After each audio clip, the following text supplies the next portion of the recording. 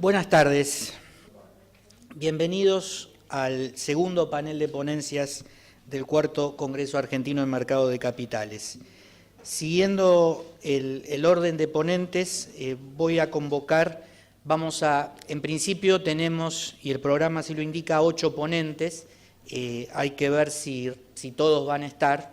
Creo que un poco más de tiempo vamos a disponer. El panel va a terminar 16:15. Una también aclaración preliminar: iba a estar con nosotros como autoridad del panel el secretario general del Colegio Público de Abogados de la Capital Federal, el doctor Pablo Dameschik, quien ha tenido un conflicto de agenda y se ha excusado. Lo podíamos anticipar. Está en su representación Darío Campidoglio, que es el coordinador de la Secretaría de Posgrado del Colegio Público de Abogados, a quien le agradecemos su presencia y le agradecemos todo el apoyo que nos da a través de la posibilidad de poder difundir nuestros productos de capacitación a través del colegio público. Entonces convoco a la primer tanda de ponentes que integran el panel, que son el doctor Demetrio Alejandro Chamatrópulos, cuya ponencia se titula «El derecho del consumidor es aplicable a los auditores», una ponencia con mucha interdisciplina, algo de lo que señalaba recién nuestro amigo el profesor Fabier Dubois, digamos algo del derecho contable, una rama introducida por el recordado Pater y por nuestro amigo Eduardo. Convocamos a la doctora Lorena Schneider, autora de la ponencia Breves notas sobre el régimen de participaciones residuales, lo que en el mundo anglosajón se denomina el squeeze out, control y accionistas minoritarios. Sobre esta temática, Lorena ha publicado recientemente un libro de Editorial Astrea, que también lo ha presentado como seminario dentro de nuestra área de Derecho de la UCEMA. Tenemos un área de seminarios de aspectos legales que ustedes, muchos de ustedes seguramente tienen el networking, y se hace con una periodicidad quincenal. Son seminarios abiertos a la comunidad en los que distintos especialistas jurídicos presentan temas de actualidad, así que si no están, los invitamos con gusto a registrarse en nuestro networking. Y hace pocas semanas Lorena ha presentado en nuestro seminario su obra. Y en tercer lugar presentamos a los doctores Ariel Dazo y Agustín Fla, coautores de la ponencia Ética y Responsabilidad Penal de las Sociedades, las reformas legislativas y su relación con los principios del gobierno corporativo. Aquí estos colegas son especialistas en un tema que ya está en la agenda jurídica de nuestro mercado, que incluso esta mañana algunas preguntas y otra ponente se refirió al tema, que es la problemática de la atribución de responsabilidad penal a las personas jurídicas por actos de corrupción. Hoy, digamos, es una conducta atípica. Argentina ha suscrito una gran cantidad de compromisos, convenciones internacionales que obligarían a nuestro país a introducir esta legislación, que, como es de público conocimiento, se encuentra en este momento a consideración parlamentaria, y habría que ver cuál es la suerte de esta reforma en el futuro.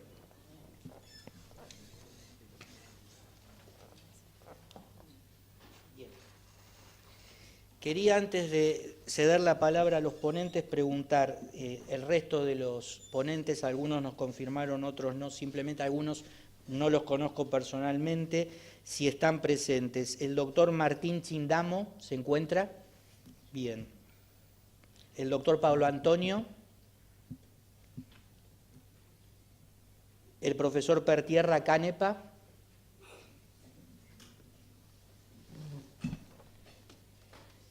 Nadia Emma Montenegro y María Victoria Peláez. Bien, muy bien. El resto, entonces, a continuación, digamos, no sé si es bueno o malo, vamos a tener una aproximación jurídica por la tarde. Dejamos una de las características multidisciplinarias que tiene nuestro Congreso. En algunos casos, como el mío, puede ser más interesante, en otros entiendo que no. Así que, bueno, sepan entender. El orden entonces de los ponentes va a ser primero el doctor Chamatrópulos, luego Lorena Schneider y por último los doctores Dazo y Fla. Recuerden por favor los ponentes que yo voy a controlar el tiempo, ahora tal vez tengamos una agenda un poco más flexible, aquí Luisa nos va a ayudar con los carteles y yo verificaré estrictamente el plazo, de alguna manera para amedrentarlos en el buen sentido o muy amistosamente. Bueno, Alejandro, por favor, los que quieran siéntanse flexibles desde sentados o pueden venir al estrado. Los que están sentados, bueno, yo les ayudo con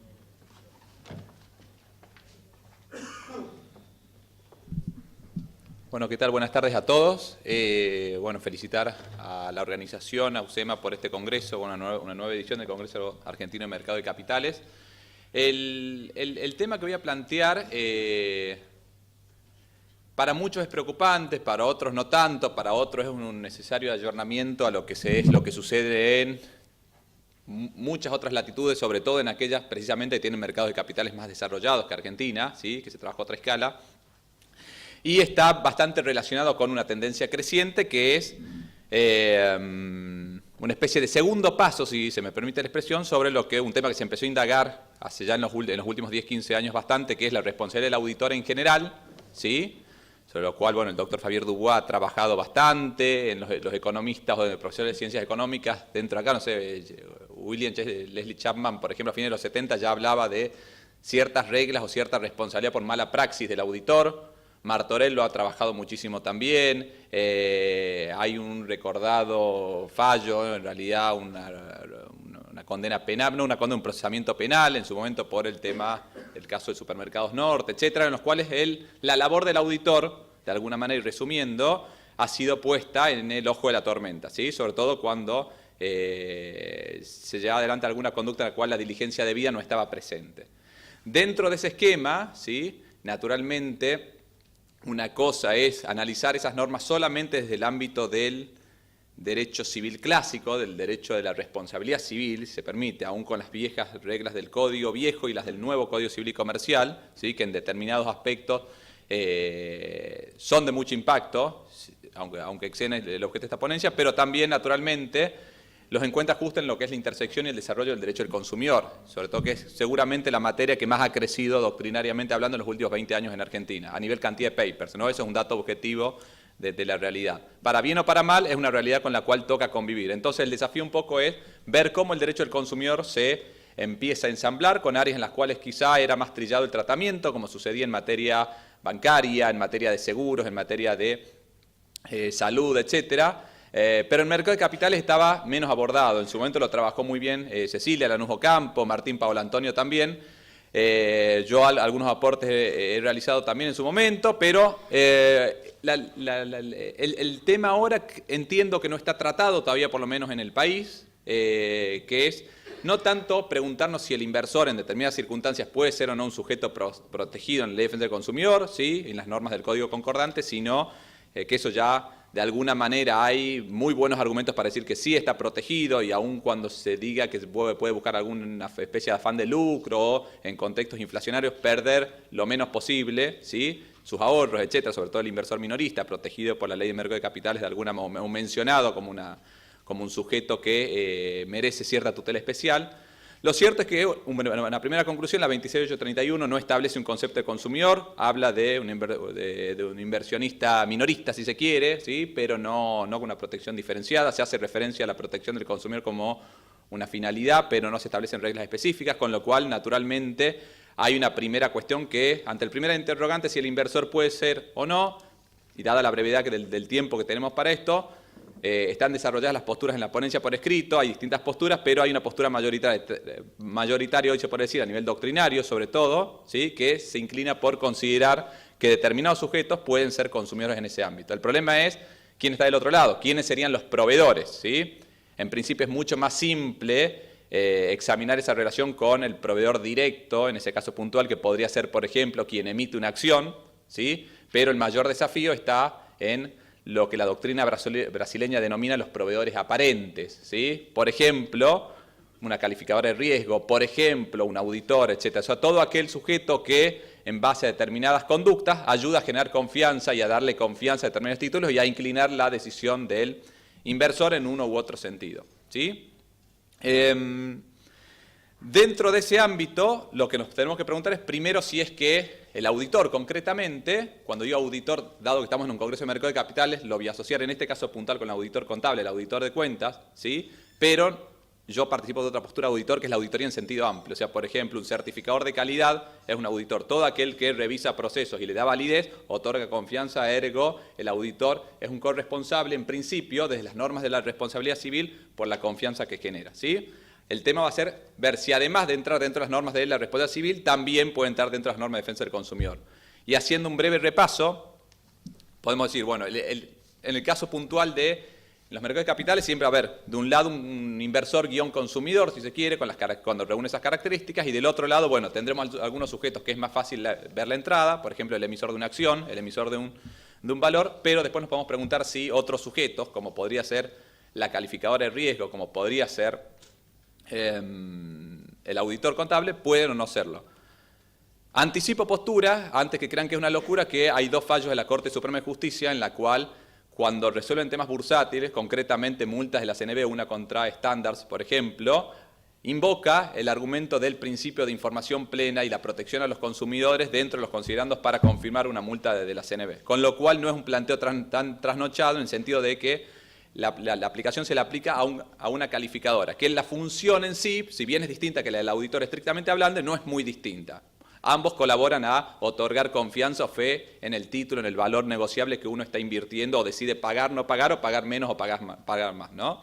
Entonces, dentro de ese esquema podríamos preguntarnos, ¿es proveedor el auditor? La respuesta, me anticipo a decirla, es sí. ¿Cuáles son los peros que puede haber? Yo justo publiqué un trabajo en el Diario de la Ley ayer que era un poco más ambicioso y polémico, era si los profesionales liberales en general podían o no ser consumidores, ¿sí? El esquema general de los profesionales liberales fuera del país, hay una tendencia mayoritaria a considerarlos dentro del derecho del consumidor. Con lo cual, si uno traslada ese argumento en materia de auditores, podemos decir, bueno, el auditor es un profesional egresado de ciencias económicas, en principio el auditor de cuentas, sería un profesional liberal, desde ese punto de vista entraría dentro de la exclusión prevista en la propia Ley de Defensa del Consumidor en el segundo párrafo de su artículo 2. Bien. ¿Qué alcance tiene esa exclusión? Esa exclusión tiene un alcance muy restringido. Primero porque hay solamente dos industrias, ¿sí? o áreas de servicios que están excluidas total o parcialmente de la Ley de Defensa del Consumidor. Una es la industria de transporte aerocomercial, ¿sí? La propia Ley de Consumidores dice que están afuera o se le aplican supletoriamente sus normas, ¿sí? La segunda es la propia exclusión en relación con los profesionales liberales, con lo cual la cuestión va a ser decir qué es un profesional liberal y qué no lo es, ¿sí? Entonces, el profesional liberal, dado que se trata de una excepción, primero tiene que ser interpretado restrictivamente y después podemos hablar qué es un profesional liberal hoy. Y yo, la verdad, me inclino a considerar que hay cada vez menos profesionales liberales y hay cada vez más empresas, en el sentido económico de término, de servicios profesionales, ¿sí? Sin pensar en tamaños, por ejemplo, no me estoy refiriendo solamente a las Big Four. Naturalmente, no hay una diferencia muy grande entre la Big Four, un estudio jurídico eventualmente que hace una auditoría legal, ¿sí? Y una empresa que brinda otra clase de servicios, ¿sí? En ese caso puntual, tendrá la particularidad que está conformada por profesionales, pero son empresas proveedoras de servicios profesionales, con lo cual no entrarían dentro de lo que es la excepción, ¿sí? Para la excepción en sí hay muchos que la tildan incluso de inconstitucional, por esto mismo que le decía, si están todos adentro, ¿por qué el profesional liberal no lo está? Entre ellos el auditor, el egresado de Ciencias Económicas. Naturalmente debe ser, calculo yo, y esto es simplemente cierto amarillismo, imagino que como nosotros hacemos la ley, siendo abogados, habremos puesto a veces alguna válvula de salida. Digo que en el derecho comparado esto no es así, ni en el derecho comparado europeo ni en el latinoamericano, generalmente los profesionales liberales están adentro, a lo sumo se prevé a veces, como el Código brasileño, la Ley uruguaya de consumo, un régimen de responsabilidad subjetiva, ¿sí? Que no está mal, es una muy buena idea para empezar a trabajar el tema. Hay una tendencia, un cierto reduccionismo erróneo a mi criterio de que si vos estás dentro de la Ley de Defensa del Consumidor siempre respondés objetivamente. Eso es en base al artículo 40 de la responsabilidad solidaria, pero no siempre ello es así, va a depender mucho de la naturaleza de la obligación. La naturaleza de una obligación del punto de vista del derecho civil es lo que determina si te aplica un régimen de responsabilidad objetiva o subjetiva, obligación de medios o de resultados, sin ir más lejos, o de micro resultados dentro de una obligación de medios. Desde ese punto de vista, no va a definir, o sea, estar adentro o no de la Ley de Defensa del Consumidor no me lleva a un ámbito de responsabilidad objetiva necesariamente, aunque lo puede llevar, ¿sí? En determinadas situaciones. Y sí, Hay una cuestión que se está empezando a trabajar en el derecho comparado bastante importante, que es un nuevo factor de atribución, en este caso sí objetivo, que se llama generación de confianza. El hecho de que yo, a través de mi firma, de hecho generalmente un balance cuando viene firmado por determinado auditor, exhibe una confianza especial y seguramente una serie de sujetos terceros relacionados, sea un banco cuando decide prestar o no prestar plata, en un due diligence, el posible comprador cuando decide comprar, no comprar o ofrecer un precio, está viendo quién audita, cómo audita y si pone la firma o no y qué reparos pone al respecto. Dentro de ese punto de vista, el artículo 2 de la Ley de Defensa del Consumidor prevé una excepción solamente para los profesionales liberales, individualmente considerado, que serían básicamente ese auditor que actúa solito y solo, que ataja penales, barre, levanta el teléfono, corre, etcétera, pero en la medida que el profesional monte una estructura empresaria, por pequeña que sea, se le aplica la norma.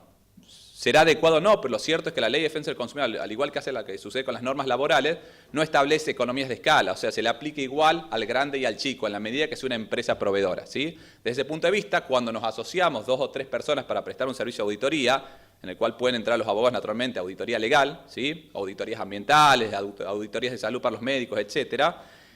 Una sociedad, ¿sí?, que preste servicios, ya estamos hablando de una empresa de servicios profesionales y no de profesionales liberales. Naturalmente, un segundo punto que se podría pensar es, está bien, puede responder la empresa de servicios profesionales como proveedor, más no el profesional liberal que le integra. Bueno, ese es otro debate, es un poquito más finito para analizarlo. En principio, por cómo opera Argentina, dado que generalmente los vínculos entre profesionales suelen ser bastante precarios, salvo cuando son de cierta envergadura, muchas veces lo que va a terminar sucediendo es que la responsabilidad solidaria o ilimitada por la propia irregularidad en la cual nos manejamos los argentinos va a terminar recayendo muchas veces en el profesional que está detrás de una sociedad, ¿no? En el dueño de esa empresa. Resumiendo el punto entonces, teniendo en cuenta que muchos de los procesos de auditoría están pensados más en terceros interesados, ¿sí?, que en el propio contratante, por eso es la naturaleza que de auditorías obligatorias en materia bancaria, bursátil, etcétera. Naturalmente, cuando se establece algo como obligatorio no está hecho en base a quien paga, sino en base a los terceros o la fe pública o esa generación de confianza en el público. En contextos como el argentino, en el cual se está repensando los mercados de capitales para expandirlos, para hacerlos más atractivos, creo que también tiene que venir dado por una cuestión de reglas claras para todos, principio de transparencia que está previsto en toda normativa, tanto de derecho clásico como de soft law incluso, con lo cual me parece que es un tema que hay que empezarlo a repensar y no es un dato menor que la propia Corte en esos 2 casos haya mencionado el artículo 42 de la Constitución en materia de consumidores y el deber de información y la transparencia como argumentos para decidir, ¿sí?, si había buena o mala praxis al respecto por parte de auditores. Así que resumiendo el punto, básicamente sería eso, la situación naturalmente puede ser muy distinta, o sea, es más, y para terminar, hay más elementos para considerar cuándo va a ser un proveedor. El hecho de que sea un proveedor no quiere decir que siempre se le va a aplicar la Ley de Defensa del Consumidor. Tendrá que ser un proveedor y además del otro lado tendrá que encontrar un sujeto que pueda ser considerado consumidor. Si yo, por ejemplo, contrato una auditoría para solicitar un préstamo, ¿sí?, ahí obviamente estoy integrando ese servicio de auditoría a mi actividad empresarial, con lo cual no voy a ser destinatario final del servicio, no voy a ser consumidor. El otro seguirá siendo proveedor, yo no seré consumidor, con lo cual a esa relación jurídica no se le aplicarán las normas de defensa del consumidor. Y así con cualquier situación que ustedes puedan tener presente. Hay un tema no menor que está dado por las magnitudes, ¿sí?, que esto yo lo deslicé recién, las magnitudes de los sujetos en juego que se está empezando a revisar en el derecho del consumidor. O sea, por ejemplo, ¿qué pasaría si el auditor es un estudio de auditoría de 5 o 6 personas y el sujeto auditado es, por ejemplo, una asociación civil, ¿sí?, por ejemplo, digamos la Asociación del Fútbol Argentino, que tiene mucha relevancia, mucho poder de fuego, mucha posición para ir fuerte, ¿no? Con lo cual seguramente no se trataría de una relación asimétrica, no obstante, desde el punto de vista formal, esa situación puntual, si uno se ata a los criterios clásicos del derecho del consumidor para considerar quién es consumidor y quién es proveedor, quedaría incluido, con lo cual la AFA podría reclamar como consumidor eventualmente frente al proveedor. Desde ese punto de vista sería una solución disvaliosa a mi entender y ameritaría que en determinados contextos el concepto de vulnerabilidad o no del sujeto tenga que matizar o sumarse al destino final que es el que marca la ley. Solución que también la traslado a los inversores calificados que en principio, no obstante que en muchos casos puedan ser destinatarios finales formalmente, la solución sería disvaliosa si se le aplicaría el derecho del consumidor. Sería más válida, por ejemplo, para la persona física, humana, perdón, hoy en día con patrimonio superior a los 700.000 pesos, la domiciliaria en el exterior, pero no tanto para el Estado Nacional actuando como inversor, por ejemplo, ¿no? Así que, bueno, más que sacar conclusiones, la idea era despertar un poco inquietudes y charlarlo y pensarlo en voz alta entre todos, agradeciéndoles desde ya el tiempo que me han prestado.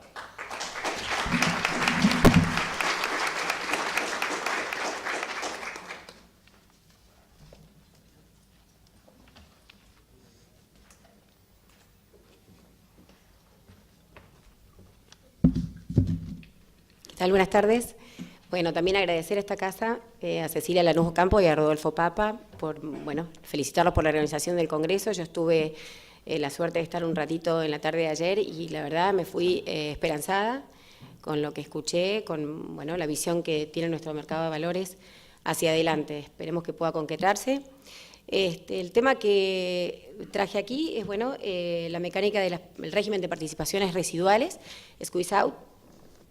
Este régimen, que es esta mecánica que permite que luego de que el socio controlante o varios en forma concertada hayan alcanzado un porcentaje elevado, mayor al 95%, puedan forzar la venta por parte del socio minoritario, que tengan menos del 5%, o también, la ley lo faculta, a forzar que le sea comprada su participación. Bueno, esto ha traído, la doctrina ha analizado mucho, no tanto en nuestro país porque no es tan habitual si se quiere, pero sí hubieron casos muy importantes, que ya los vamos a ver, pero sí en el extranjero, en Europa, esta figura ha suscitado un sinnúmero de situaciones y lo que se plantea es saber si verdaderamente existen casos conflictivos que puedan generar abuso del derecho o si no, es decir, frente a qué tipo de figura estamos y si existe legitimidad por parte de este controlante en ejercer forzadamente la expulsión del socio minoritario.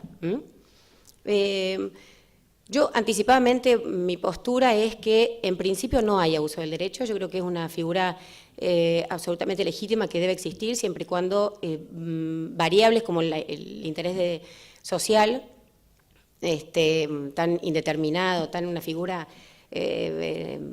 si se quiere gris, sobre lo que tanto se ha hablado y que a veces sentimos de que no está absolutamente esclarecida la situación, pero debe prevalecer absolutamente el decreto 677 de 2001, ya derogado, pero que replicó de manera idéntica sus normas a través de la nueva ley, ya no nueva, estamos ante un proyecto, pero la ley de mercado de capitales, lo que hizo fue decir que el interés social debe prevalecer antes que nada, y que deben hacerlo prevalecer los administradores sociales y las autoridades de la sociedad, incluso la sindicatura.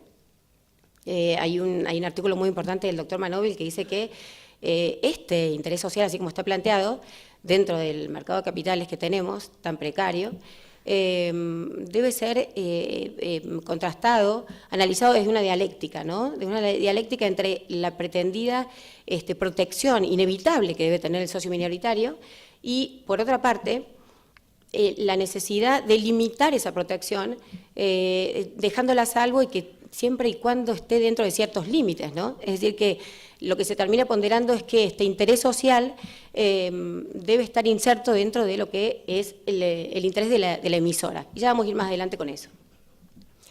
Es decir que de manera anticipada dijimos de que, bueno, no siempre puede haber abuso del derecho. El abuso del derecho yo creo que debe ser analizado si para llegar a esta mayoría se forman mayorías ficticias. Esto ocurre muchísimo en España.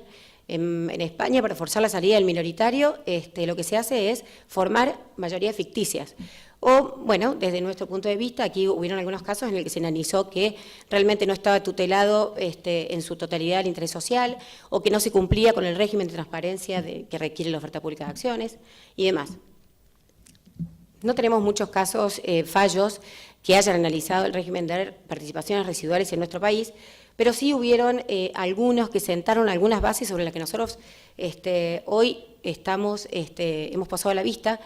Varias empresas han analizado, han judicializado los casos de participaciones residuales, sobre todo impugnando el minoritario, la decisión del mayoritario de expulsarlo, ¿no?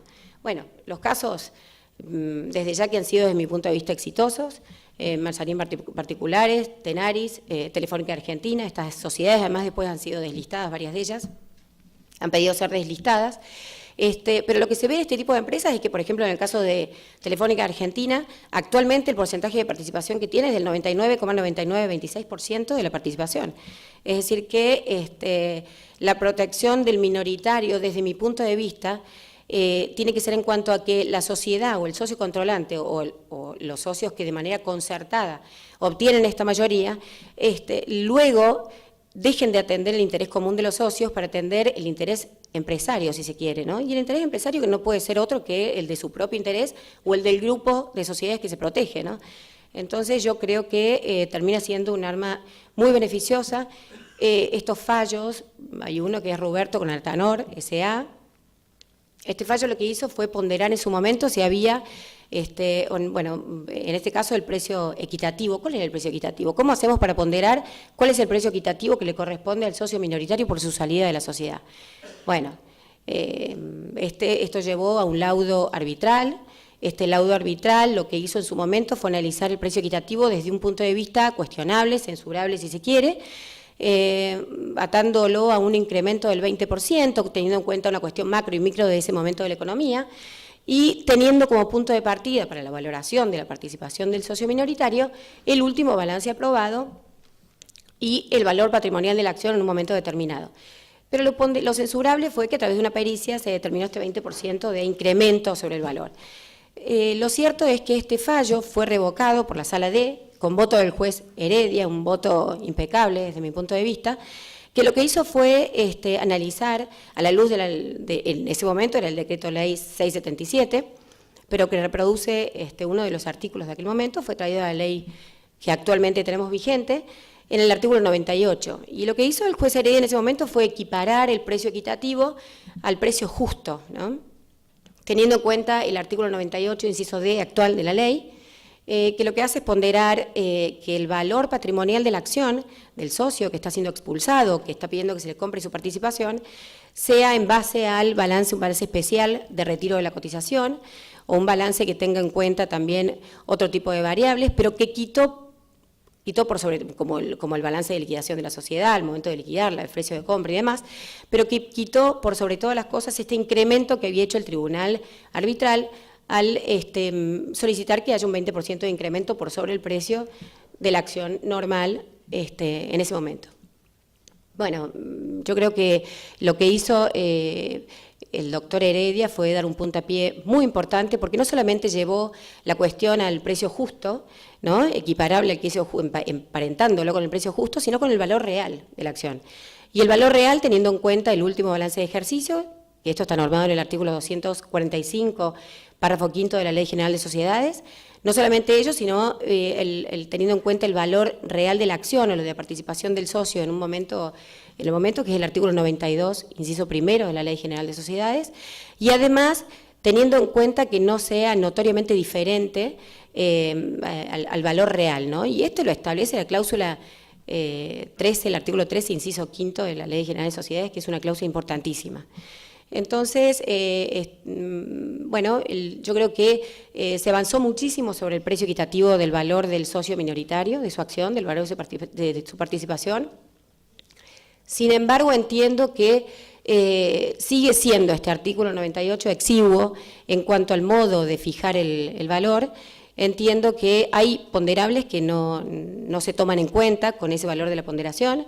Entiendo que, por ejemplo, el valor de los EBITDAs, que tiene que ver con las ganancias en un momento dado, pero descontado, perdón, las ganancias anuales descontado, los impuestos, las depreciaciones, las amortizaciones, el valor marcario de una sociedad, por ejemplo, en el tema de las sociedades que tienen que ver con productos tecnológicos o los laboratorios mismos, en donde las marcas tienen un valor inmenso. Bueno, esas cuestiones, o los intangibles, los activos dentro de un balance que están absolutamente depreciados porque no podemos tener ajuste por inflación. Bueno, en fin, hay cuestiones que necesitan verse como punto que les dejo así para pensar. El derecho europeo, más concretamente el español, tiene un sistema por el cual se hace una especie de prima o sobrevalor por sobre el precio que se fije al socio minoritario cuando se le va a pagar el valor de su participación, y se estima en un 10% como si fuera una prima, un sobrevalor. Y esto es, bueno, allí donde esto tiene tanto auge, el tema de las compras así, compulsiva, yo creo que es muy importante. Y creo que no hay no se vulnera el artículo 17 del derecho de propiedad que tutela nuestra Constitución Nacional.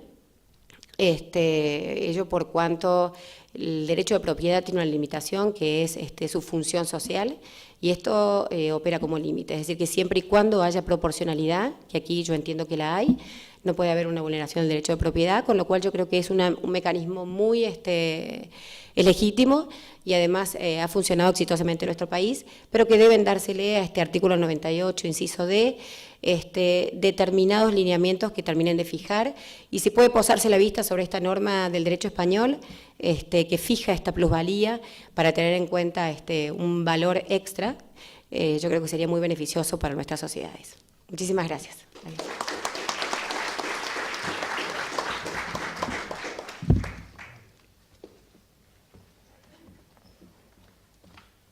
Bueno, buenas tardes, bienvenidos. Bueno, muchas gracias a la universidad por habernos convocado, felicitaciones por el éxito del evento, este cuarto congreso.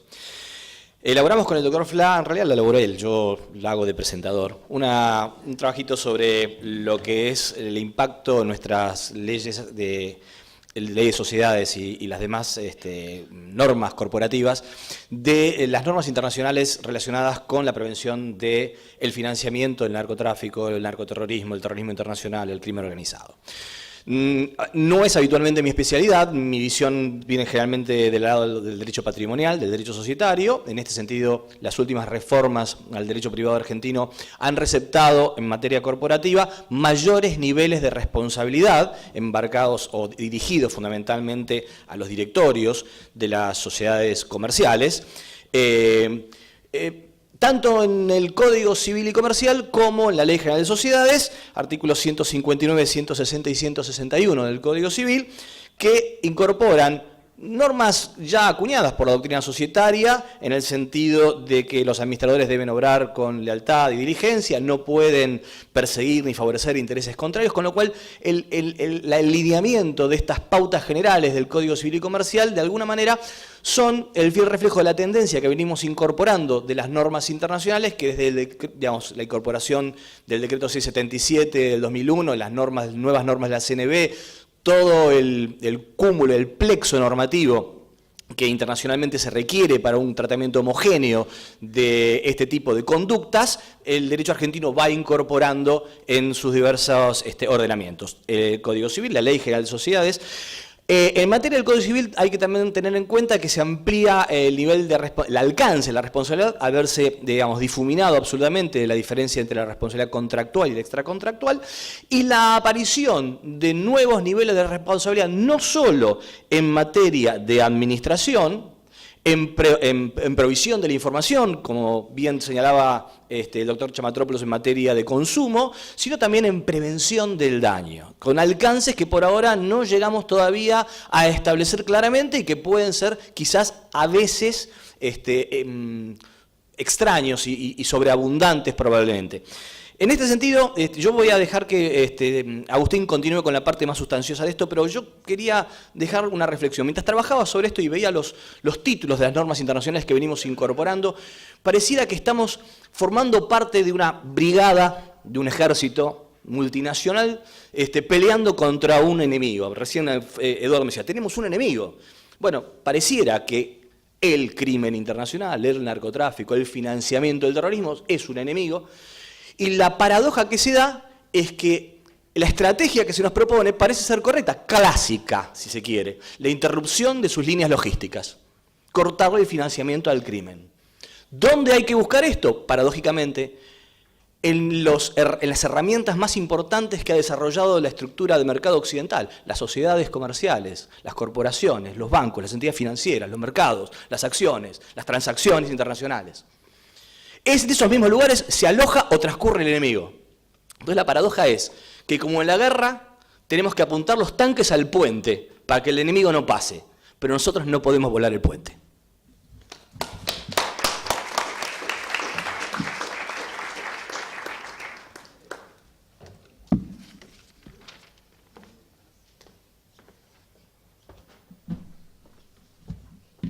Bueno, muchas gracias al doctor Ariel Dazo.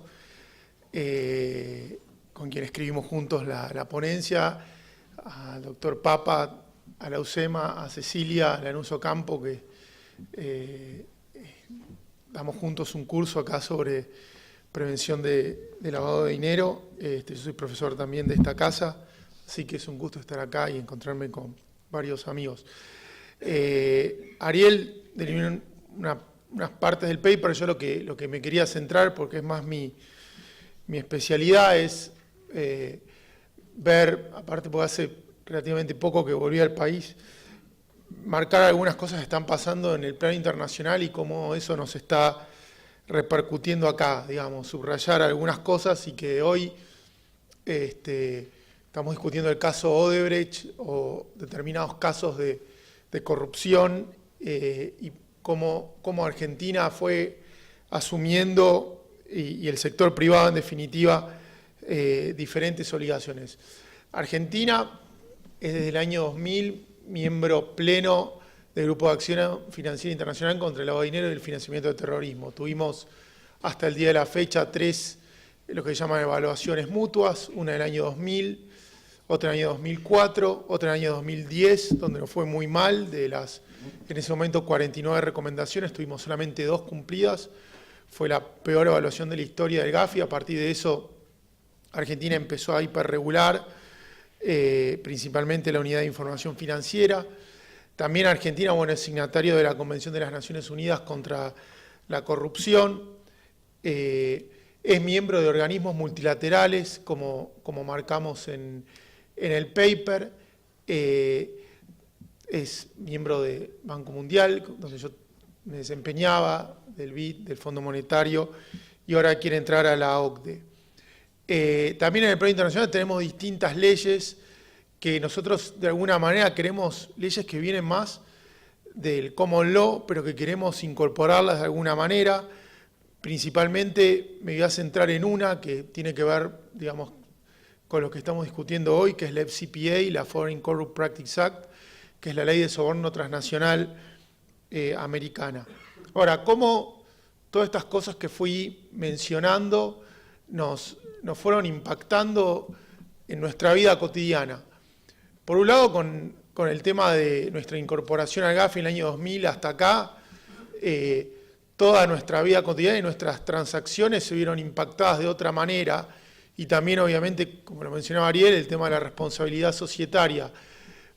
Pero, digamos, hace 10 años nadie que iba a comprar un auto tenía que demostrar cuál es el origen de los fondos. Hoy nosotros, en nuestra vida cotidiana, por algo que se discutió en una reunión en París hace 15 años y que empezó como una idea del G7, esta idea de prevenir el lavado de dinero, cuando Argentina ya era parte de la Convención de Viena y de Palermo, hoy nos impacta en nuestra vida cotidiana, en el sentido de que compramos un auto, tenemos que demostrar el origen de los fondos.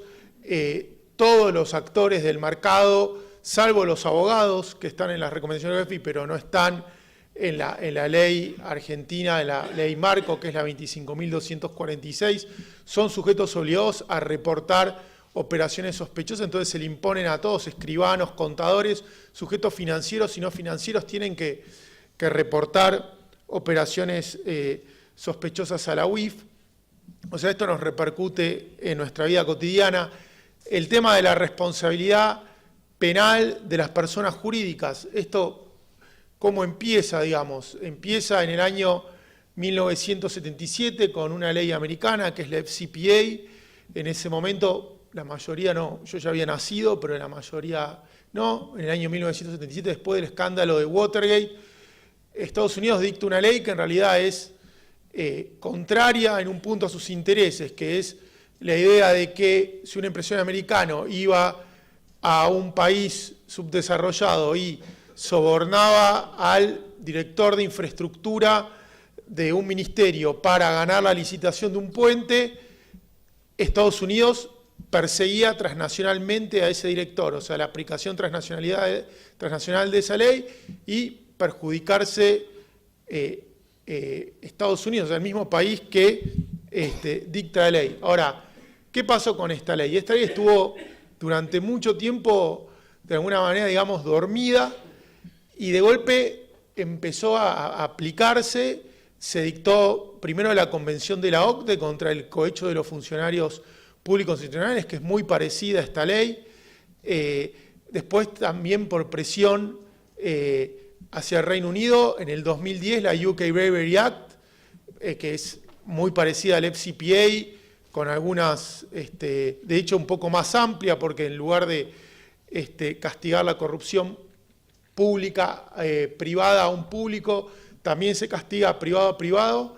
En el 2013 se dicta, después del escándalo de Petrobras, la ley brasilera, la 12.846 en el Código Civil de Brasil, una ley de responsabilidad que en realidad los brasileros, a mi juicio, ponen un truco ahí que no la llaman responsabilidad penal, sino que dicen que es responsabilidad civil administrativa, pero justamente es más amplia porque no tiene las garantías que tiene que tener un proceso penal y ponen multas que pueden dejar fuera de juego a cualquier empresa, un poco como la fórmula que tiene nuestra ley de lavado acá, de 1 a 10 veces el monto de la operación por corrupción, y también todavía se amplía más que el FCPA, que la UK Bravery Act, porque es funcionarios públicos nacionales extranjeros y no se define como responsabilidad penal, sino como responsabilidad civil.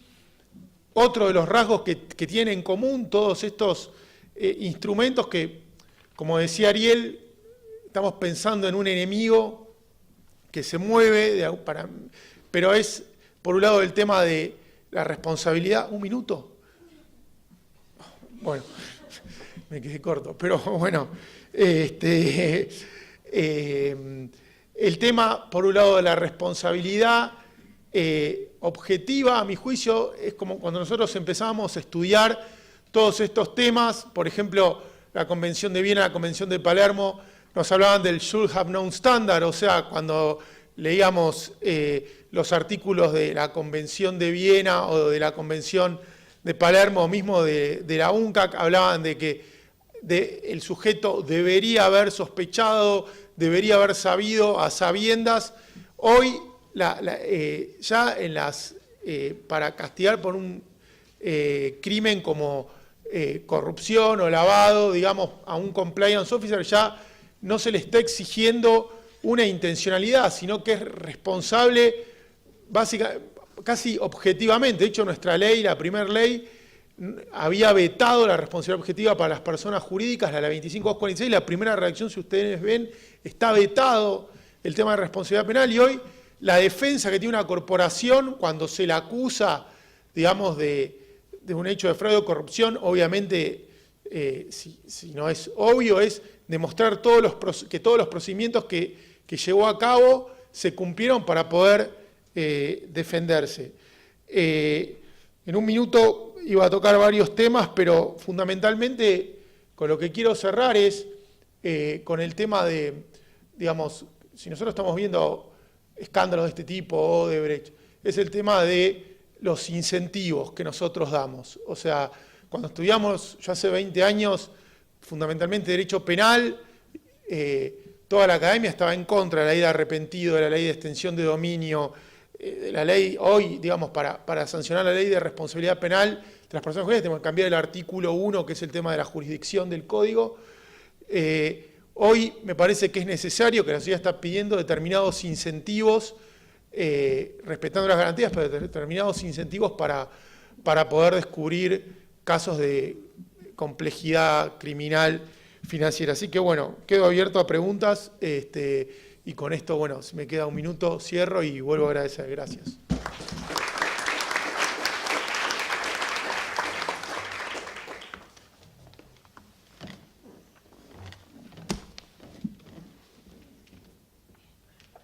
Bueno, muchas gracias a los ponentes. Invitamos a los ponentes a que dejen el escenario y le den lugar al resto de los ponentes.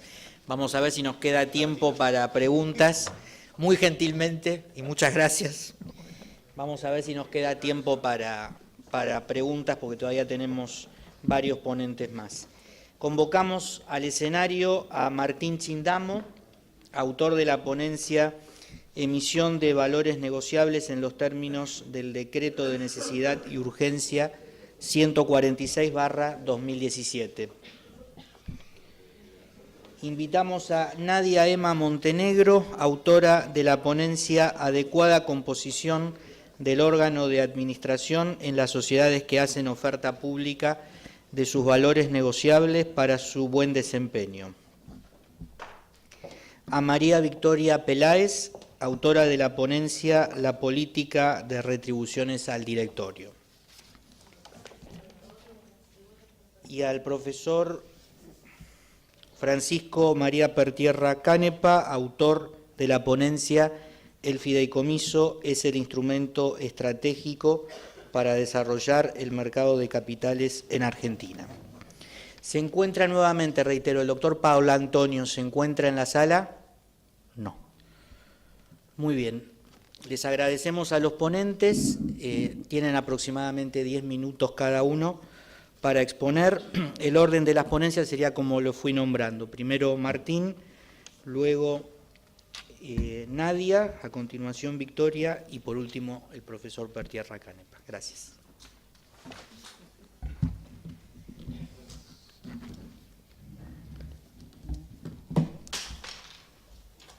Disculpen, ya rompí algo. Buenas tardes. El objeto de mi ponencia básicamente es comentarles acerca de una novedad, si se quiere legislativa, que en los últimos meses, más precisamente la sanción del decreto de necesidad de urgencia 146 de 2017, sancionado los primeros días de marzo de este año, el cual básicamente la novedad que trae consigo, más allá de reformar a lo largo de su articulado al decreto 902 de 2012 que creó el vulgarmente llamado programa Procrear, trae consigo en su artículo 5 una novedad que quizás deja de lado más de 25 años de régimen prohibitivo de indexación. El artículo 5 de este decreto deja de lado, como les acabo de decir, bueno, lo que la ley de convertibilidad del año 91 sancionó como en sus artículos 7 y 10 la prohibición de que las obligaciones de capital sean ajustadas por aplicación de índices de precios, unidades monetarias u otras unidades mías. Les pido disculpas si digo cosas que son de conocimiento de todos, pero es solamente para fines introductivos.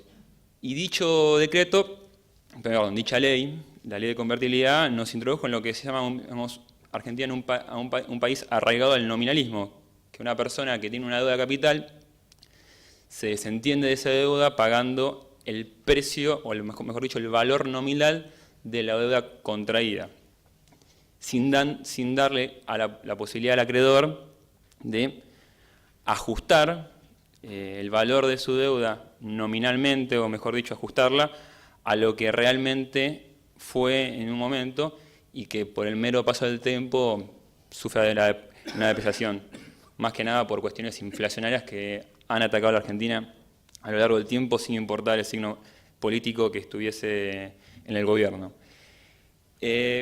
Como les decía, bueno, esta prohibición de DETSAL estaba prevista en la ley de convertibilidad, en sus artículos 7 y 10, y más que nada, y sentándonos en lo que son la emisión de valores negociables, que es lo que nos atañe en el mercado de capitales, ha habido un puñado de normas, ya sea por medio de decretos de necesidad de urgencia posteriormente ratificados o por medio de leyes, que han aplicado ciertas excepciones para casos puntuales, para sujetos puntuales, generalmente el gobierno nacional o gobiernos provinciales, y les han posibilitado la oportunidad de emitir valores negociables que estuviesen despojados de esta prohibición de indexar. Pero, de vuelta, fueron contados casos para acotados destinos y para acotados sujetos.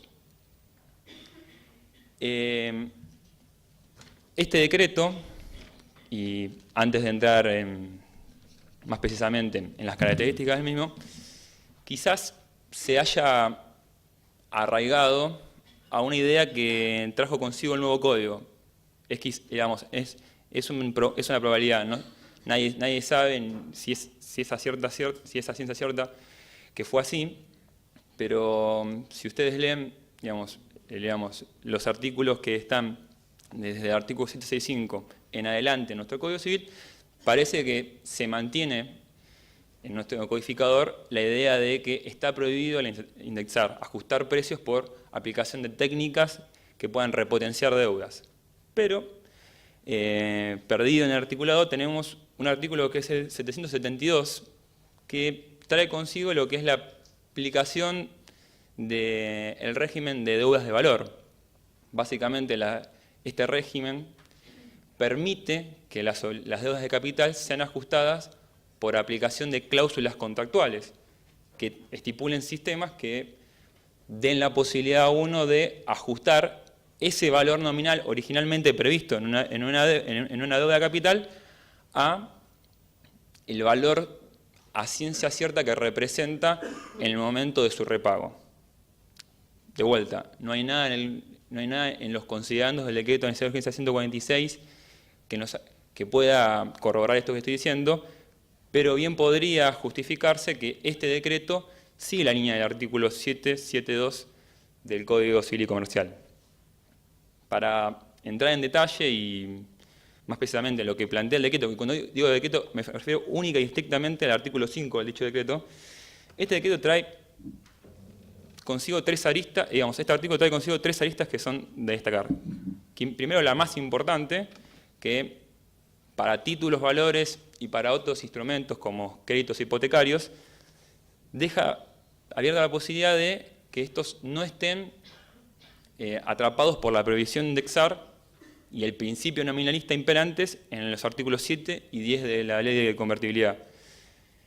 En respecto de títulos valores, tanto títulos valores con o sin oferta pública, sin distinguir quiénes pueden emitir los títulos y sin distinguir a qué destinos tienen que apuntar esos títulos. Más allá que está dicho artículo incluido dentro de un decreto que reforma un ordenamiento que está destinado a promover la financiación y desarrollo del negocio inmobiliario en la Argentina. Pero este artículo es el único artículo que no reforma dicho decreto y tiene una redacción demasiado amplia que nos hace pensar que puede estar, esta posibilidad de no ajustarse a la prohibición de indexar es para todos los emisores que estén en condiciones de emitir títulos valores. A su vez, y quizás por lo que se hizo más famoso, pero quizás no sea lo más importante, este decreto prevé que estos títulos valores que se emitan sin la prohibición de indexar podrán ser actualizados por la aplicación del SER y podrán ser denominados en las hoy famosas UVAs o UBIs. De vuelta, quizás no es lo más importante, sino lo más importante es que deja de lado una prohibición que generó en el paso del tiempo de su sanción y más aún Argentina había atravesado fuertes periodos inflacionarios dentro de los 90, inicio de los 2000 y la actualidad, da la posibilidad de que una deuda de capital no se vea depreciada por el mero paso del tiempo en periodos inflacionarios. Entendiendo que la prohibición de indexar y la aplicación del nominalismo que representa dicha prohibición son viables únicamente en contextos de inflación nula o moderada, pero en el contexto argentino quizás no hace mucho sentido. De vuelta, y quizás un detalle más, y que esto es importante para los emisores que han salido ya en el mercado de capitales, se me viene a la memoria que han hecho oferta pública el Banco de la Provincia de Buenos Aires, Banco Hipotecario y otros bancos que están en el proceso todavía no ha habido quizás emisores que no fuesen entidades financieras que se animen a presentar la posibilidad de emitir títulos, valores que tengan la posibilidad de ajustar su deuda, pero todos estos títulos tienen un único condicionante, que es que tienen que tener un plazo de vigencia de al menos 2 años. Pareciera ser que con eso el gobierno nos está diciendo, bueno, una deuda de capital realmente puede reflejar una depreciación a partir de los 2 años y no antes. Entonces podríamos entender que para el gobierno, para los gobiernos provinciales o para emisores que están mismo en el régimen que lleva adelante la CNV, emitir letras de corto plazo, emitir BCPs, no están comprendidos dentro de los umbrales de este nuevo régimen. Quizás tocando un tema que tocó la primera comisión de este Congreso, el artículo 4 del proyecto, si se quiere, ómnibus de reforma de la ley de mercados capitales y también de la ley de obligaciones negociables,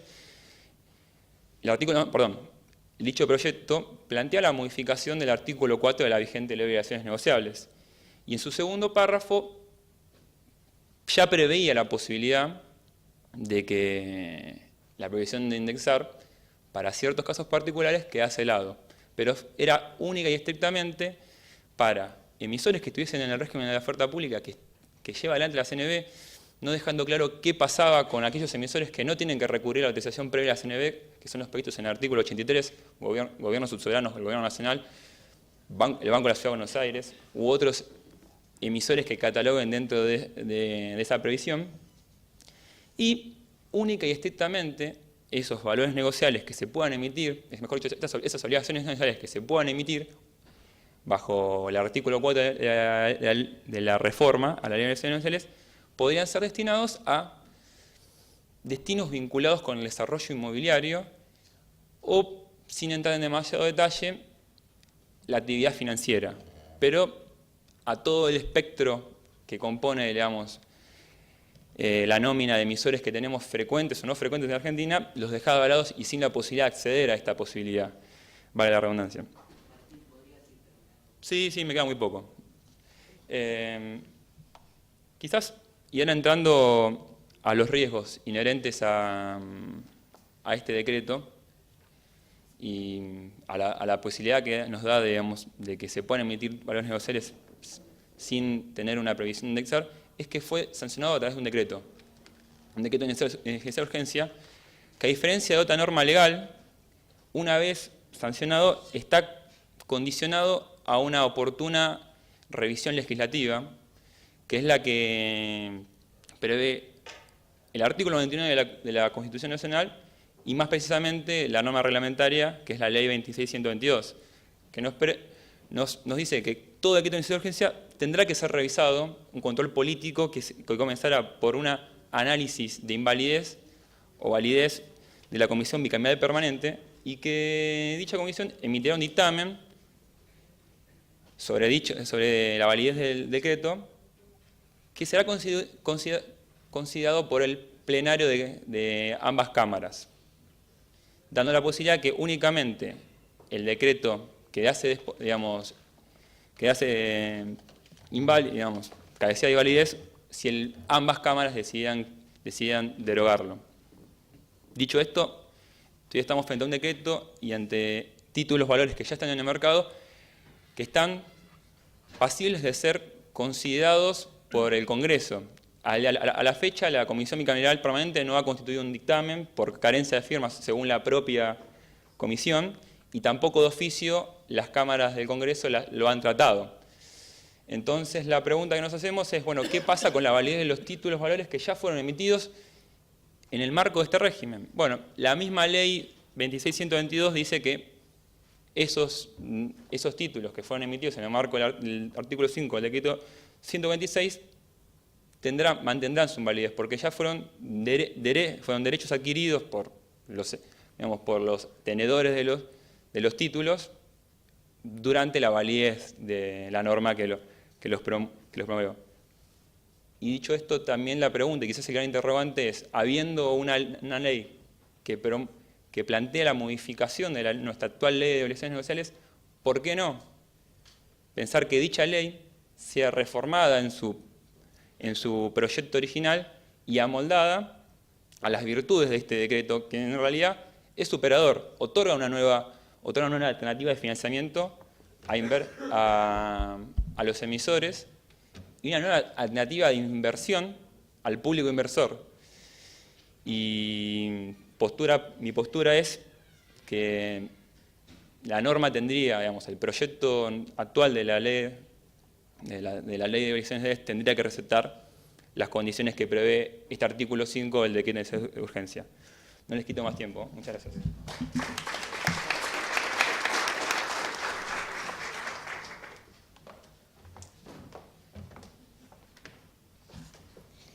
Bueno, hola a todos. Excelente la ponencia de Martín, muy interesante el tema. Me tocó trabajar en UBA, así que me pareció muy bueno el aporte. Bueno, el objeto de mi trabajo fue exponer cómo las buenas prácticas de gobierno corporativo son fundamentales para garantizar el buen desempeño del órgano de administración de las sociedades que hacen oferta pública de sus valores negociables. Eso a efectos de mitigar ciertos riesgos de diversa índole en los que se ven envueltas las sociedades cuando hay un mal desempeño y que generalmente derivan en crisis empresariales como las que vimos recientemente con los casos de corrupción.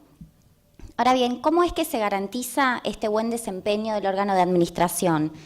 Y la respuesta la encontré en una composición adecuada de dicho cuerpo. Y en eso coinciden la mayoría del marco legal global de gobierno corporativo que toma de base los principios de la OCDE y desarrolla en consecuencia ciertas características que debe reunir dicho órgano. Por ejemplo, tomando ciertos aspectos como son un tamaño, la selección de sus miembros, la aptitud de dichos miembros, la evaluación de desempeño, la diversidad que debe componer el órgano y la independencia de ellos. Bueno, respecto a la dimensión del órgano de administración, estas cuestiones generalmente están reguladas por las leyes. Nuestra ley de sociedades también tiene regulado un mínimo y un máximo. Y muchos códigos coinciden de gobierno societario que esto tiene que tenerse en cuenta también la característica propia de las sociedades, de las compañías.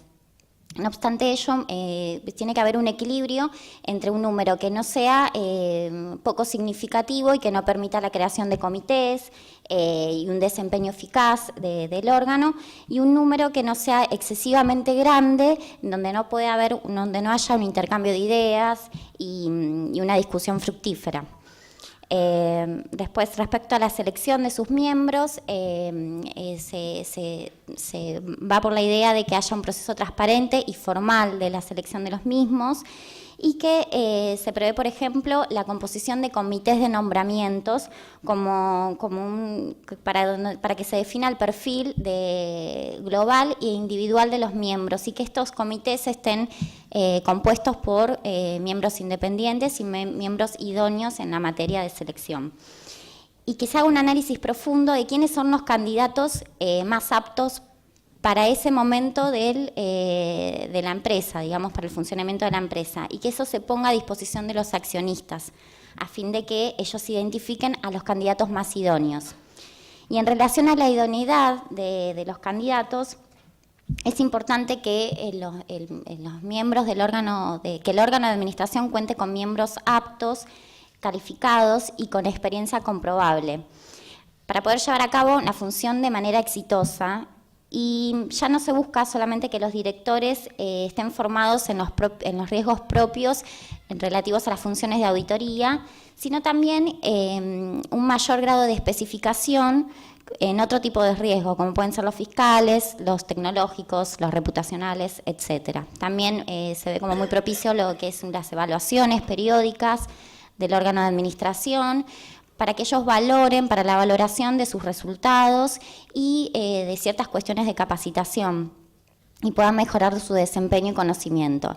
Y otro aspecto vital es que cuente con una composición diversa, entendiendo la diversidad como multiplicidad de pensamiento, de amplitud de conocimiento, la diversidad mejora la gobernabilidad de las compañías. Y lo que es la diversidad contempla varios aspectos, como es la raza, la edad, la religión, educación y capacidad de género, y siendo este último el tipo que ha adquirido quizás mayor notoriedad y el más conocido en este último tiempo. En efecto, las empresas buscan una buena gestión relacionada buscan ser organizaciones más inclusivas, y que integren, que reflejen los intereses de todos los grupos de intereses, valga la redundancia, que lo componen y que están a su alrededor y que la rodean. También hay un creciente interés en los inversores en invertir en cuestiones de equidad de género y de hacer inversiones sustentables y muchas veces nucleados en distintos organismos, se denominan como inversores responsables. Y no obstante esto, y las notables ventajas, aún la presencia de las mujeres en los directorios es limitada. En Argentina, por ejemplo, menos del 40% de los directorios tiene una integrante mujer. Entonces, en tal sentido, el mercado de capitales tiene un rol fundamental para impulsar la diversidad, la equidad, el género en sentido amplio, como lo había destacado al principio, con distintas medidas, como por ejemplo promoviendo y exigiendo un buen marco de gobierno corporativo, alentando a las compañías a informar sobre objetivos de diversidad, premiando los mercados a las sociedades que sean más inclusivas, etc. Y otro aspecto relevante, para ya ir terminando, es la composición que cuente con una buena cantidad de miembros independientes, para que le permitan tomar decisiones objetivas respecto a la gestión de la sociedad, a fin de garantizar un buen desempeño de las mismas y mitigar los riesgos propios de la relación de agencia, propios de las sociedades cotizantes, en los cuales los accionistas mayoritarios o de control, a través de los administradores, buscan beneficios propios y generalmente en detrimento de los accionistas minoritarios. Esta independencia generalmente se le exige que ese director independiente no vea afectado su decisión por ninguno de estos grupos de interés, que sea crítico, que sea autónomo y que pueda representar no solo a los accionistas minoritarios, sino que vaya a lo que es el interés social.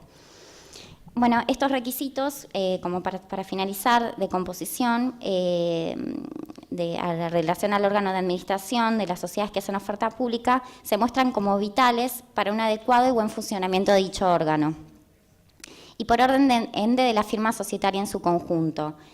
En efecto, contar con un directorio fuerte en un marco de un buen gobierno corporativo genera confianza en los inversores, quienes incluso, conforme a recientes encuestas, estarían dispuestos a pagar por una sociedad demostrablemente bien gobernada. Muchos de estos principios y recomendaciones fueron receptados por nuestra legislación, por las normas de la CNB, con el dictado del Código de Gobierno Societario. No obstante, el trabajo no está acabado y entiendo que se debe proseguir con la tarea de extraer la experiencia internacional, recoger la legislación, lo mejor de la legislación comparada, pero adaptándolo a lo que es nuestra realidad y nuestro contexto nacional. E incrementar, tal como dijo ayer el presidente de la CNB, la cultura del gobierno corporativo. Muchas gracias.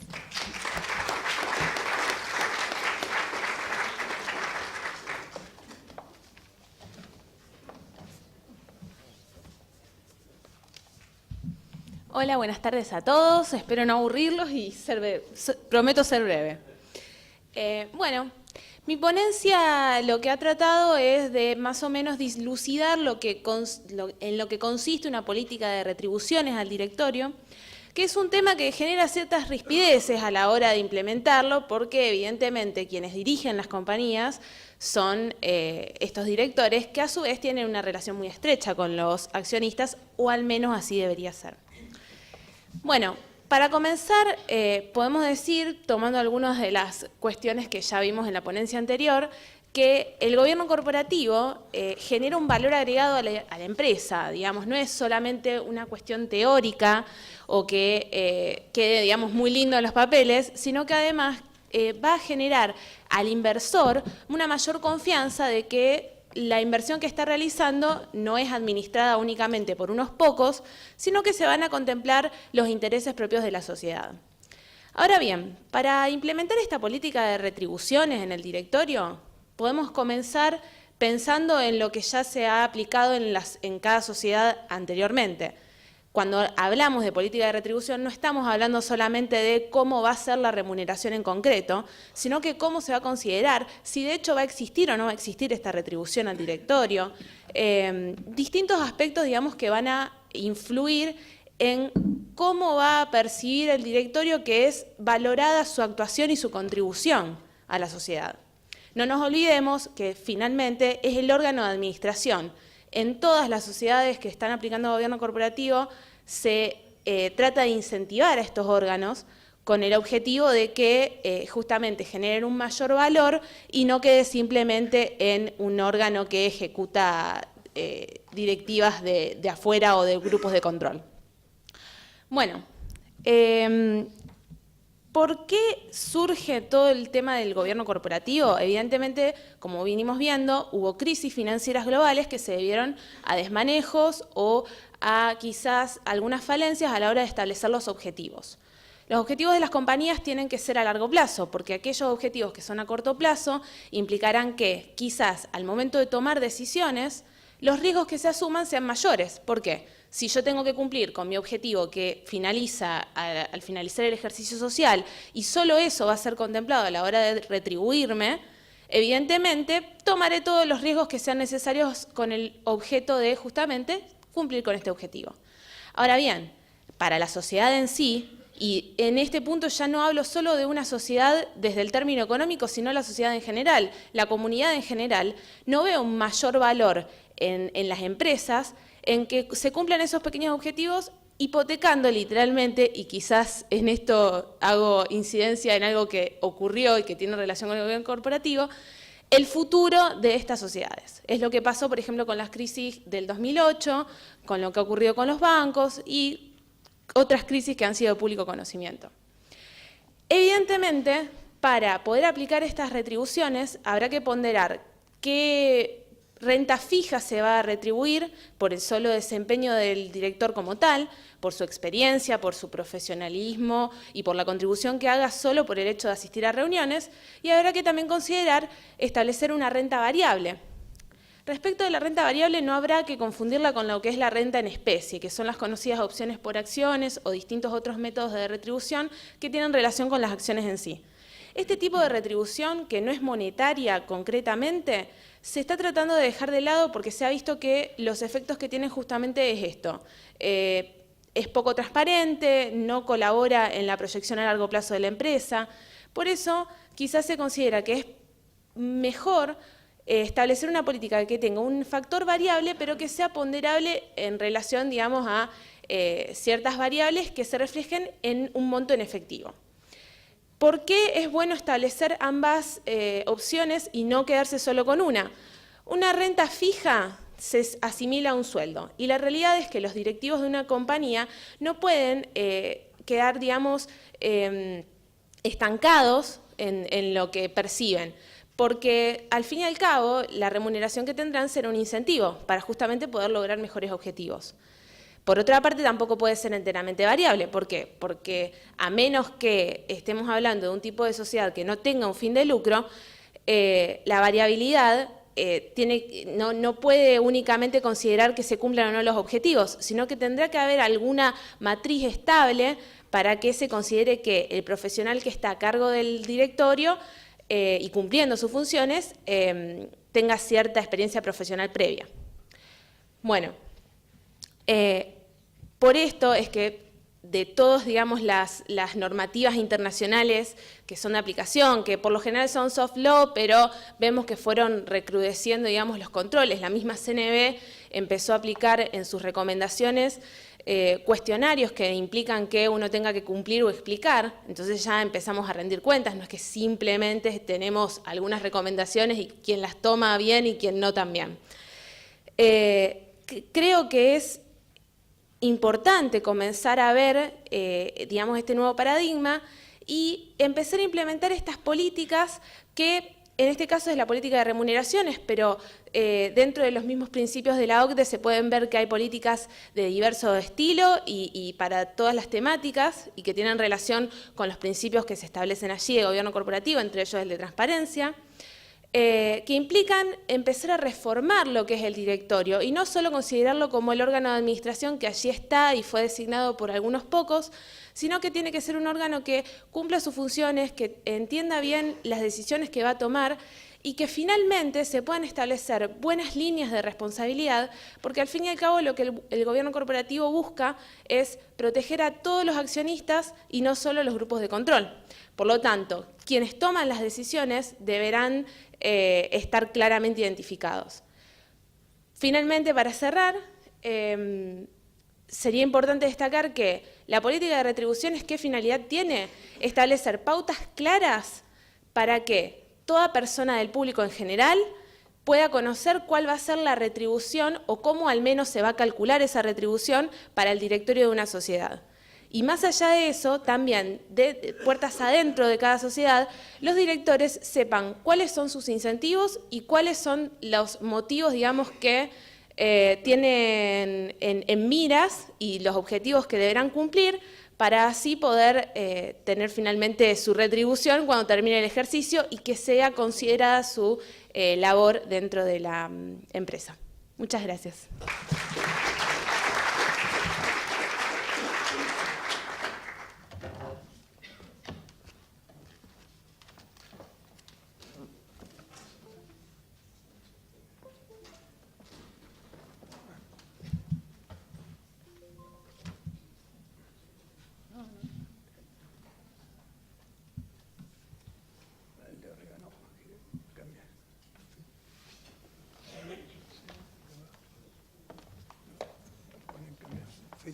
Ahí va.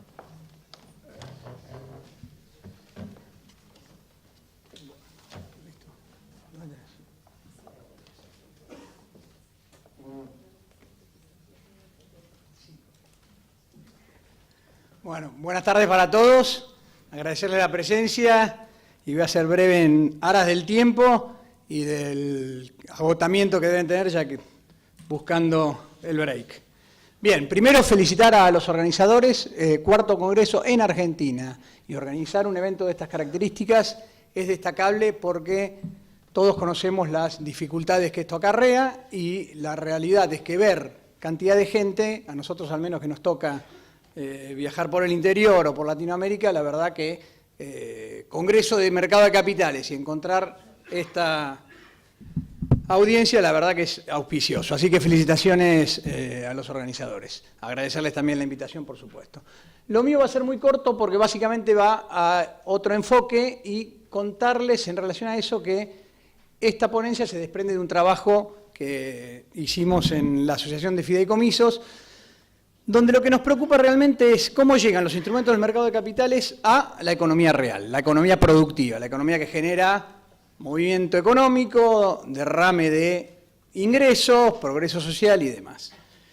Y entonces había tres puntos que nos parecían importantes de terminar, que era, o tres preocupaciones principales. Uno era necesidad de inversiones de Argentina, no hay ninguna duda, de hecho es más recontra declamativo desde el gobierno con el cambio de gobierno. El tema es que vemos, se agranda el Estado, vemos mayor emisión, las deudas algún día se pagarán, entonces ahí nos hace ruido. Por otro lado, el tema de instrumentos y por otro lado, el tema mercado de capitales. Asumiendo que en el tema mercado de capitales tenemos un mercado de capitales que nosotros lo consideramos alejado de la economía real. Un mercado de capitales donde hay diferentes instrumentos y lo que sí vemos como muy atractivo, voy a buscar algunas de estas, esto es fuente del Instituto Argentino del Mercado de Capitales, donde vemos el tipo de financiamiento a lo largo de una serie de años y van a ver donde las obligaciones negociables en los BCP, pero fíjense acciones y fideicomiso financiero, fíjense la porción. Esto es una representación de lo que pasa en el mercado de capitales, pero la realidad es que en la economía, y no voy a explicar o no voy a hablar en detalle de fideicomiso, porque asumo que todos conocen bastante el tema, pero claramente los fideicomisos ordinarios, los fideicomisos aquellos que generalmente se llaman inmobiliarios o de agrícolas o algunos forestales, ese tipo de fideicomisos ha crecido muchísimo. Y el rango de adopción en Argentina es casi, diría, o sea, inesperado y a una velocidad impresionante. Nosotros tenemos, si medimos más o menos 10 años, 11 años, 2003, 2004, después de la crisis a 2015, se van a encontrar que tenemos probablemente más de o casi 20.000 fideicomisos ordinarios y tenemos solo un 10% o un 8% de fideicomisos financieros con oferta. Y en general esos financieros con oferta van a ver que entre un 75 y 95% de acuerdo a 2 años son para corto plazo, para financiar los préstamos de consumo, básicamente. Entonces lo que vemos es que ese enganche no se da. Y nosotros acá hablamos de mercado de capitales y todos lo interpretan, no tienen contacto, pero la realidad es que uno va al interior o va a muchos países de Latinoamérica y estos temas se conocen o se desconocen, y la capacidad que tuvo Argentina de aplicar los fideicomisos a la economía real fue impresionante. De hecho, el boom inmobiliario, todo lo que ustedes, no les voy a explicar lo que ustedes todos conocen o palpan, pero donde vean un pozo es un fideicomiso. Y la gente por ahí no tiene ni idea, el inversor no tiene ni idea. Entonces, ¿cuál era nuestra propuesta? Decir, bueno, el mercado de capitales, ¿cómo se nutre la economía real? ¿Cómo logramos que esas pymes entren? Y ahora celebramos hace poquito una pyme de 9 de julio, un acopiador, acaba de hacer un programa de 100 millones, una cosa maravillosa. Pero digo, a la pyme le cuesta mucho, por problemas propios, temas de gobierno corporativo muy interesantes que plantearon, gran disparador el tema de gobierno corporativo, pero la realidad es que el fideicomiso, olvidado tristemente en la ley de sinceramiento del año pasado, a instancias de promover una herramienta que en Argentina poco y nada tuvo de éxito desde los 90 o principios de los 90, la realidad es que los fideicomisos son la herramienta, por todas las características propias del fideicomiso, pero fundamentalmente por un tema de confianza y un tema patrimonial, de separación patrimonial y el escudo protector que implica ese patrimonio. Entonces, ese concepto que ya está muy asociativamente metido en el pequeño productor, en el pequeño inversor, estoy hablando cuando se ven estos proyectos asociativos, generalmente en lo inmobiliario o en lo agropecuario o forestal también. Entonces, la idea era, ¿por qué no aprovechar esta herramienta, darle mucho más énfasis y aprovechar también la nueva, o el anteproyecto diría, de reforma o de la nueva ley del mercado de capitales, reemplazando, bueno, la 17811 que quedó atrás con la 26831, pero lo que nos planteaba la 26831 en su espíritu era todo un tema de federalización. Y este tema tiene que ver con la docencia, la comunicación y el uso y la aplicación finalmente. En la economía real pasa eso. Cuando usted va al interior, el interior productivo no conoce la herramienta, pero el fideicomiso ya lo aceptó. De hecho, usted va a Tucumán y son todos fideicomisos inmobiliarios. Bien o mal hecho es otro tema. Va a Santiago, una provincia maravillosa, con un potencial tremendo, con unos problemas de tierra, de legalidad, de títulos monstruosos, pero va a ver que hay fideicomisos. Y uno dice, ¿pero cómo? Y habla de mercado de capitales y ya se empantanó en tema.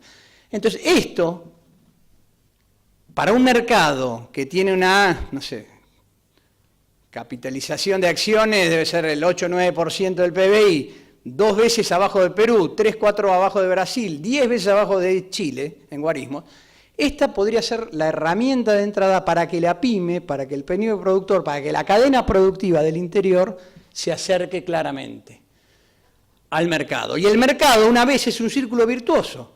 Una vez que entró el inversor, una vez que está bien asesorado, que tenemos todo un mundo de profesionales en pos de un asesoramiento idóneo, obviamente esto va a decantar en la utilización y la entrada de otras herramientas del mercado, porque el mercado no se agota ni en ONs, ni en cheque de pago diferido, ni en fideicomisos financieros. Así que bueno, listo. Con esto cumplo en tiempo y forma. Les agradezco mucho y no les hablo más porque tienen el plomo también escrito en el libro. Así que muchas gracias a todos y felicitaciones.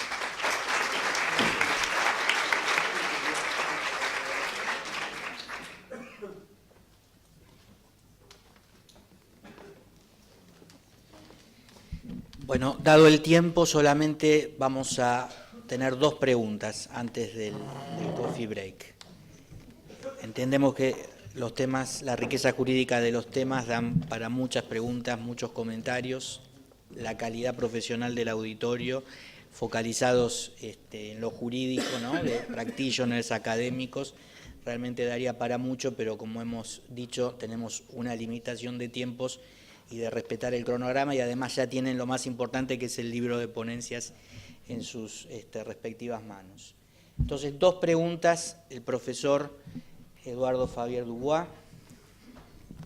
Bueno, muchas gracias. Quería felicitar a todos los ponentes. Realmente yo estoy haciendo una especie de crónica para las reflexiones finales que vamos a hacer mañana, y creo que todas las ponencias que hemos escuchado nos han aportado algo muy interesante, y sobre todo algo desde un punto de vista multidisciplinario. Creo que esta es la mayor riqueza de este congreso, porque vemos miradas desde todos lados, y hoy fíjense que vimos, por ejemplo, también los problemas de género en los directorios, que es una cosa muy importante. El problema más grave argentino, que es el no reconocimiento de la inflación. Estamos en una época de posmodernidad donde el valor es la transparencia y la información. Bueno, toda nuestra información está vedada.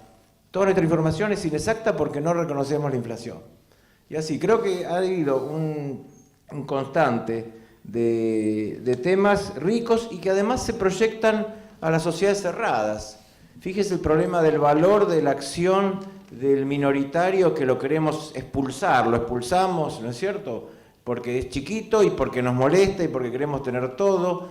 ¿Y cómo lo fijamos? Y no tenemos problemas en una abierta. Fíjense qué pasa en una sociedad cerrada, cuando tenemos un conflicto societario, ¿cuánto vale la parte del minoritario?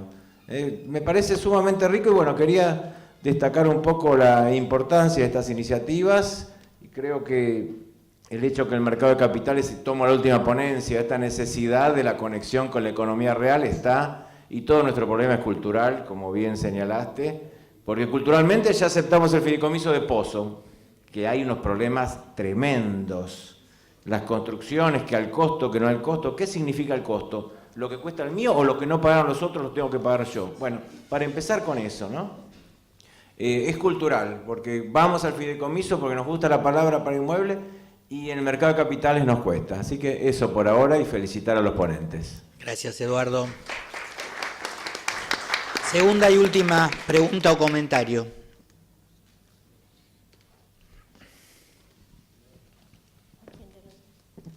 Sí, muy breve para redondear. Un tema que no lo escuché y que no surgió es el tema, o sí, respecto de la salida, de la SOPA, la evaluación de la acción. Y se mencionaron varios casos judiciales, entre ellos yo recuerdo muy bien el de Atanor, en donde Guillermo Ruberto estuvo muchísimos años, estaba disconforme con el tribunal arbitral, después estuvo disconforme con la justicia, así que bueno, eso. Y después el otro tema también es en la SOPA. En ninguno de los dos me parece que, sobre todo en el IPO, en la entrada, hay cierta falencia en la evaluación de las acciones de la emisora entrante. Simplemente lo menciono. Gracias. ¿Una pregunta más?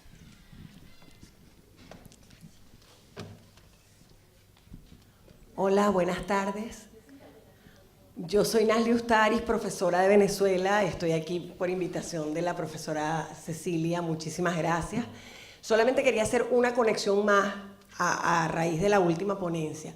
No es solamente la conexión entre el fideicomiso y cómo se vierte los recursos y el efecto en la economía real, sino una tercera conexión con lo que hablábamos en la mañana, que es con todos los efectos de profundización del mercado de capitales. Me explico. O sea, el fideicomiso no solamente sirve para verterse en la economía real, sino que es una fórmula alternativa a lo que comentaron de Chile y Brasil para generar inversores de importancia, o sea, un pulmón de inversión importante cuando el fideicomiso se generaliza. Es triste hablar en este momento de mi país, pero como la experiencia fue muy grande y tenemos también cerca a Colombia y está México, entonces verdaderamente hay ejemplos donde se unen estos tres aspectos que hablamos en la mañana y ahora, y creo que la conexión entre los tres puntos le da un buen cierre al día tan productivo. Muchísimas gracias. Gracias por tu comentario. Muy bien, agradecemos nuevamente a los ponentes sus presentaciones, su adecuación al tiempo, y le cedo la palabra a la locutora.